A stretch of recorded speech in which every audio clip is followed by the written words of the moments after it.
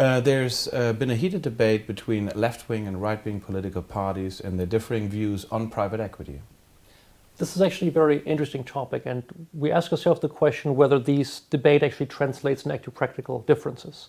We have studied several thousand buyouts in North America, and we wanted to understand, is there a difference between those transactions that involve companies headquartered in states where the current political vote was rather Republican or Democratic?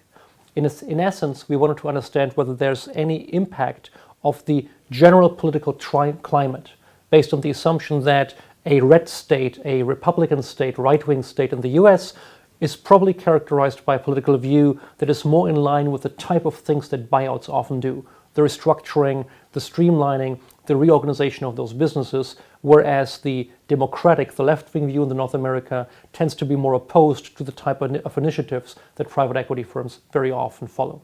Okay, so, but is there any empirical evidence that that these factors actually matter? Interestingly, there is. We found very strong evidence for two factors in which the political views matter. The first is that political views influence the buyout activity. In other words, a given target company is more likely to undergo a buyout in a red state context, in a context where the political view is largely right-wing.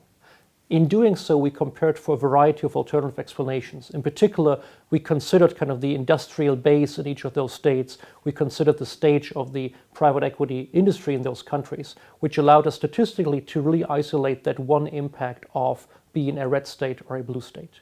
Furthermore, there's also performance implications. If you are acting in a red state environment, you're not only more likely to undergo a buyout, you're also much more likely to be successful as a buyout in the sense that there is a higher chance of this company to be exited, to be sold after a certain number of years.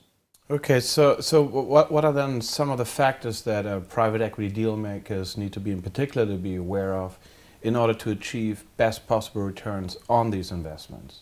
Well, it's always difficult to infer practical implications because we considered of the fact that with our empirical work we cannot necessarily identify causation. We just observe correlation. But indeed it's an interesting question to see what deal makers could learn from this.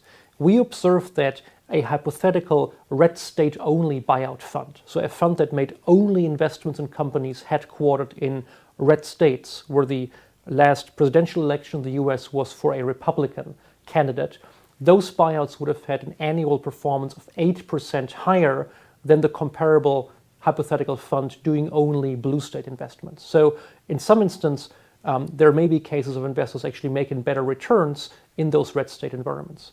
It becomes even more interesting if you look at the political swings, because, for example, if you observe a buyout that happened in a blue state in a democratic context, and then during the holding period, there's a shift to the political right, there's a shift to Republicans, those transactions drastically outperform the other transactions.